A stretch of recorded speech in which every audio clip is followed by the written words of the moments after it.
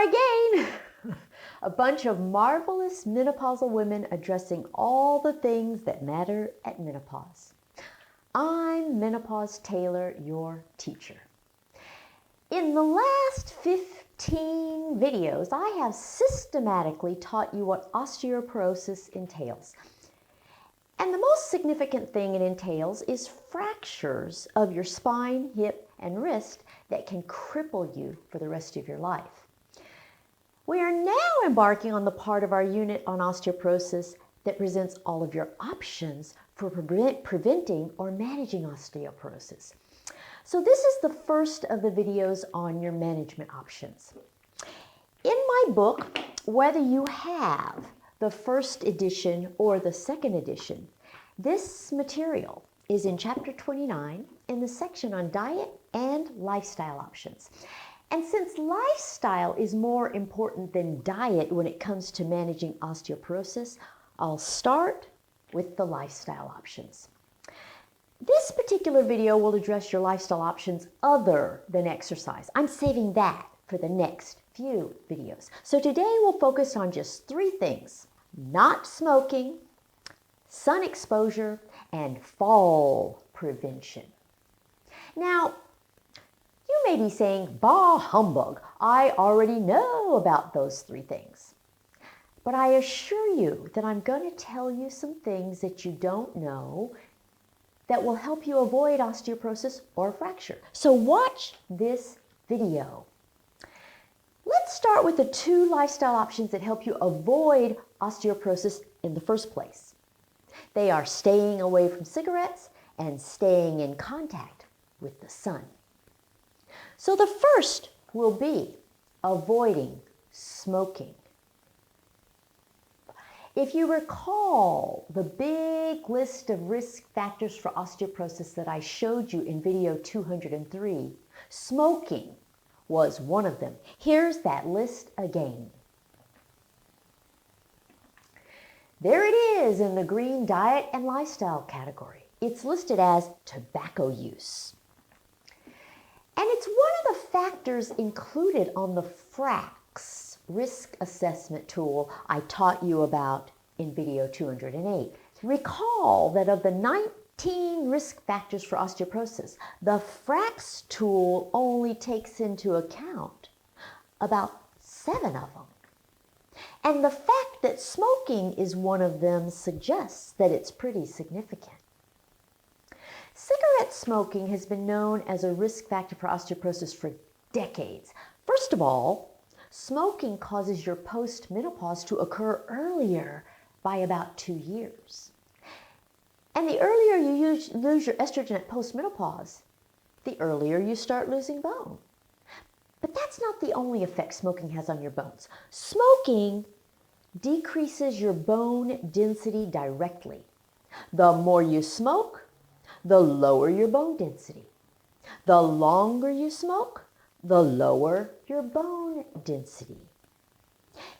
Even exposure to secondhand smoke during your childhood and early adulthood can increase your risk for osteoporosis. So the effect of cigarette smoking on bone are long-term effects. And it doesn't even end there. Smoking also increases your risk of actual bone fracture. So this means that the degree of decrease in your bone density is really significant if you smoke. And there's even more. Fractures from osteoporosis do not heal as well if you're a smoker. And you learned in video 202 that fractures from osteoporosis don't heal very well in the first place. So when you add the delayed healing from cigarettes to that, it's really a bad situation. Researchers have actually identified toxic chemicals in cigarette smoke that break down bone. So cigarette smoke smokes out your bone in a variety of ways, including earlier menopause, lower bone density, higher risk for fracture, poor healing of fractures, and bone breakdown. So this is one of the management options over which you have total control. If you're a smoker, you've probably heard all sorts of reasons as to why you should quit. I hope this one is the one that hits home before you break a bone. Now, the second lifestyle option that helps you avoid osteoporosis in the first place is sun exposure. Now, I'm specifically addressing sun exposure rather than addressing vitamin D here. And that's because while vitamin D is the reason for sun exposure's benefits, there's more to it than that. So let's separate the two. First, I'll tell you why vitamin D is important for your bones and can help you prevent osteoporosis. Vitamin D is necessary for your bones to absorb calcium. And when we get to the vitamin and mineral options for preventing osteoporosis, I'll tell you a lot more about both of these minerals. But for now, let's turn our attention to the role of sun exposure itself. The important thing to know is just how much sun exposure you need to prevent osteoporosis. If you had to guess, what would you propose? Here's a quiz question to help you come up with an answer. The quantity of sun exposure that is necessary for purposes of getting enough vitamin D to prevent osteoporosis is A. Sun exposure on only your hands and arms for 20 minutes, 4 to 5 times weekly for only 4 to 5 months per year. B. Sun exposure on only your hands and arms for 20 minutes, 4 to 5 times weekly throughout the year. C. Sun exposure on your neck and chest for an average of 1 hour daily. D. Sun exposure on all your limbs for an average of 30 minutes daily. E. Sun exposure on your face for an average of 10 minutes daily. F. Sun exposure on your entire body for an average total of 6 hours per year. G. Sun exposure on your back for an average total of 8 hours per year. H. None of the above. I. All of the above. You see, this question forces you to consider a few things. One is where on your body you need sun exposure. Another is how long you need sun exposure. And still another is how often you need sun exposure. And the quiz options give you all variety of answers for all 3 considerations. If you break it down into parts, the first thing to consider is whether you need sun exposure on your whole body or just part of your body. And if you only need it on part of your body, which parts suffice? Then, if you're only going to get sun exposure on part of your body, how long a time do you need to endure that exposure? And the last consideration is whether your absorption of vitamin D from the sun is something you need to get on a regular, frequent basis, or whether your body can store it over time so that you don't have to have sun exposure frequently. When I break it down like that, it might make answering the question easier. So take another look at the quiz question and see if any of the answers stands out as the most logical. Think about people who live in regions of the world where there is limited sunlight for a limited time during the year. How would they get enough vitamin D from the sun? So here's the answer. The key is to understand that your body has the ability to store vitamin D for use over time. Your body absorbs vitamin D from the sun very readily and very quickly. When you don your skimpy little bathing suit and go to the pool or the beach, and lie in the sun, you absorb 10,000 international units of vitamin D in just 15 minutes. So you don't have to be a sun goddess to get your vitamin D from the sun. However, skin pigment does play into the picture. The darker your skin, the more sun exposure you need to get adequate vitamin D. And the same goes for aging. The older you are, the more sun exposure you need to get adequate vitamin D. And regardless of where you live, the color of your skin, or your age, the best times of day for sun exposure are early morning and early evening when the sun is less intense. Finally, the farther north you live, the harder it is to get enough vitamin D from the sun. And another thing, sunscreen decreases the amount of vitamin D you absorb. So take that into account. Now, I know that some of you are going to ask me about tanning beds. And since I like to answer your questions before you even have the opportunity to ask them, here goes. Tanning beds do not provide vitamin D. They emit UVA light, which greatly increases your risk of melanoma though. So if it's melanoma you want, use them. If it's vitamin D you want, don't. Okay, that does it for the 2 lifestyle options that help you prevent osteoporosis. Now, we'll turn our attention to the 1 lifestyle option that helps you prevent fractures if you already have osteoporosis. So, you know how you baby-proof your home when you have a baby? Let's see, you cover all the electrical circuits, you install locks on all the lowermost cabinets, and you move the toxic chemicals to higher ground, and you place gates to block off unsafe areas, etc., etc. In essence, you create a safe environment for your baby. Well, having osteoporosis can turn your safe environment into an unsafe one for falling. So just like baby-proofing your home makes it safe for a baby, you now need to fall-proof your home to make it safe for you.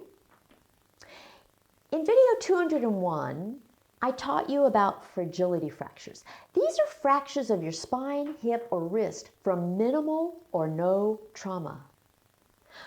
I explained that women sustain fragility fractures by doing normal things that would never cause a fracture if they had enough bone. Most women sustain fragility fractures by falling from standing height in their own homes. When you talk to women who have sustained a fracture and you ask them how it happened, their answers are so underwhelming. You sort of expect some big dramatic event to cause a fracture, like falling out of a tree, or sliding off the roof, or toppling off of a ladder. Or maybe even something really exciting like having wild, crazy sex. But that's not what these women will tell you. Instead, they will say they slipped on their own kitchen floor, bumped into a piece of their own furniture, misstepped when they got up in the middle of the night. Shockingly, some women can't even tell you how they sustained a fracture. They recall nothing that is fracture-worthy. So the idea behind fall-proofing your home is to adjust your home environment so that these things cannot happen. Here are some of the things you can do to fall-proof your home. The first one is to fall-proof your floors. On any floor that is uncarpeted, use a cleaning product that is not slick. Slick products make floors shiny, but shiny floors are way overrated. Dull floors are just fine. You want a floor surface to hold your foot in place once you've planted your foot. So get rid of any slick or slippery floors. And if you have rugs, oh my gosh, rugs. I cannot tell you how many women fracture their spine, hip, or wrist by tripping over the edge of a rug. And these are rugs they put there. These are rugs in their own home, so they know they're there, and yet they still trip over them. So you have to fall-proof your rugs. You can do this by taping down the edges of your rugs, or you can secure them by placing heavy furniture on top of the edges. You have to make it so that the edge of the rug cannot lift up and cause you to trip. If you have rugs that are unstable and skid, then put some of those non-skid mats underneath them. I never want to hear another woman say she tripped over her own rug and broke her spine, hip, or wrist. And while we're on the subject of floors, another floor-proof measure is to check your floors and stairs for defects. A soft spot or a loose plank can be a fracture waiting to happen for both you and the floor. So repair anything that is loose, broken, weak, or unstable, or you'll end up loose, broken, weak, and unstable. And next is visibility. What's important for avoiding a fall that results in a fracture is lighting that enables you to see your feet. You need to see where you're stepping. Go get some of those pretty little holiday lights and string them along your baseboards so that you can see what's on the ground. Put them along your stairwell steps too. They'll look lovely. And make sure that when you enter a room, you can turn on the lights as you enter without having to walk in the dark even one step. In fact, with all the technological gadgets that exist these days, you can find lights that turn on automatically in response to motion, but just put the motion sensor at the entry to the door. Another big impediment to being able to see your feet is these: reading glasses. Everybody's got readers, and you have them within reach at all times, right?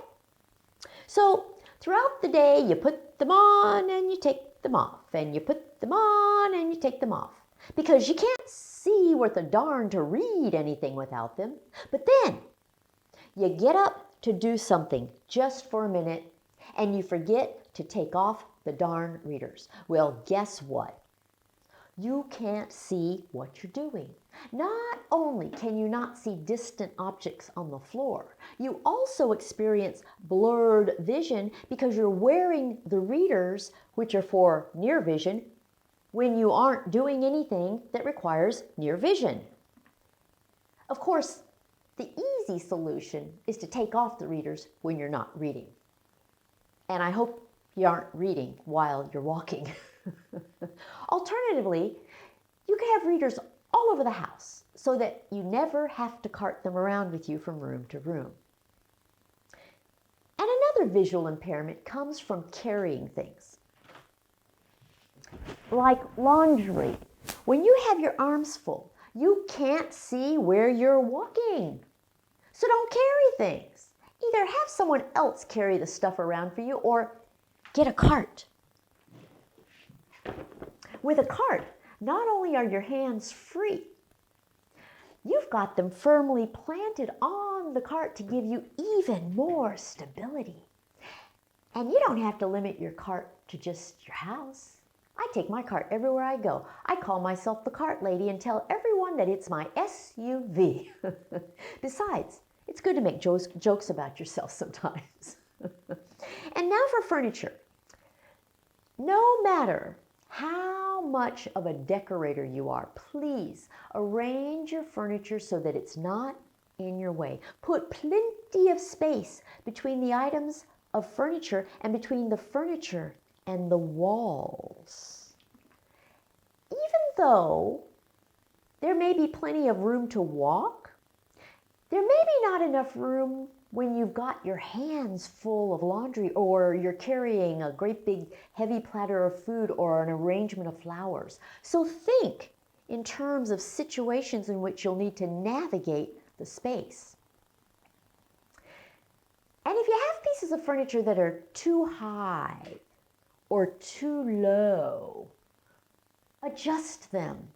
This goes for beds, chairs, anything that makes you have to mount or dismount in an uncomfortable way. Make them all just right for your height. And now for bathrooms. Bathrooms are not fracture-friendly places at all. Bathrooms are very common places for sustaining a fracture. And why wouldn't they be? I mean, they consist of very hard materials that are slick and slippery like tile, and then you go and wet the tile, making it slicker still. Add to that some slippery soap, shampoo, or conditioner, and bam! If you slip, it's a very hard fall. So put those non-skid rubber mats in your bathtub and shower, and maybe you want to put a chair in your shower so that you can sit there to bathe if you wish. And install bars in both your shower and your tub areas. I mean, put a bar next to your toilet too. And if you're concerned about aesthetics, there are many really, really pretty, beautiful bars available. You're not limited to the plain, boring kind you see in bathrooms that are equipped for the handicapped. Besides, you'll think any rail is beautiful if it prevents you from sustaining a fracture. And get rid of any rugs in your bathroom that are not completely secure. I think people call them throw rugs. I've never understood why they came to be called throw rugs, but in the context of fractures from osteoporosis, that name makes a lot of sense. They can throw you to the ground in a flash, leaving you as flat as the rug. So throw away your throw rugs. The next fall-proof measure is to adjust the heights of things in your home so that you don't risk falling when reaching for them. Minimize the need to climb onto a stool or ladder to reach things. You know, remember that when you use a stool, you are compounding your risk for falling. Simply being higher on the stool is a risk in and of itself. But then the stool can move or tip, increasing your risk even more. And once you're on the stool, you do things with your arms at an unnatural angle, and then you fill your hands with items that make it difficult for you to hold on to the stool as you dismount. It's a complete recipe for a fracture. So just do a little spring cleaning and get rid of some things. The goal is to place the things you need within reach so that you don't need to get a stool to get to them. And finally, a little housekeeping. Pick up after yourself. Don't leave things lying around on the floor. Shoes are very commonly the things that cause women to fall and sustain a fracture. And get your family members to pick up after themselves too. Children's toys or grandchildren's toys are another common cause of fractures. So put your bossy pants on and tell your family the new rules. Just tell them to pick up their stuff or else you'll throw it out the window. And don't fracture your spine while throwing it out the window. As you can see, all of these things are really logical in terms of decreasing the chance that you'll fall in your own home. Oh, and be careful when you're wearing your long, flowing gowns, which I'm sure you wear all the time. As much as you may love the elegance they impart, you will not love the fractures they cause. So in terms of lifestyle options to prevent osteoporosis or fracture, you've got to stop smoking, get enough sun exposure, and fall-proof your home. In many of the previous video tutorials, I've shown you this. It's a scale indicating the T-scores that define normal bone density, osteopenia, and osteoporosis. Since we're talking about reducing your risk of osteoporosis and preventing fractures from falling, I think it's helpful for you to place each management option on this scale to see whether it falls in the prevention, intervention, or fixing category. One of the biggest mistakes women make is assuming that an option that is only capable of prevention of osteoporosis can be used for fixing osteoporosis. You have to understand that every option has limitations. So here's that scale again with these lifestyle options indicated as well. So as you can see, not smoking and sun exposure serve to prevent osteoporosis in the first place. And while it's never too late to institute better lifestyle habits, don't make the mistake of thinking that they can reverse the disease process of osteoporosis. They can't. Fall-proofing your home, on the other hand, serves to prevent a fracture once you already have osteopenia or osteoporosis. And as you've learned in previous videos, women with osteopenia fracture bones just as much as women with osteoporosis. What you'll see as we progress through these management options is that some of your management options are really simple. Others are not. And it's up to each one of us to decide what's most important to us. Next week, I'll give you the first of 4 videos on the most important lifestyle option of all for osteoporosis: exercise. Next week's video will entail explaining what's important. And the 3 after that will be me in the gym showing you actual exercises. Feel free to schedule a consultation at menopausetailor.me anytime. Don't forget to subscribe. Follow me on Facebook, Twitter, and Instagram, and I will see you for some osteoporosis preventing exercise in a week. Bye.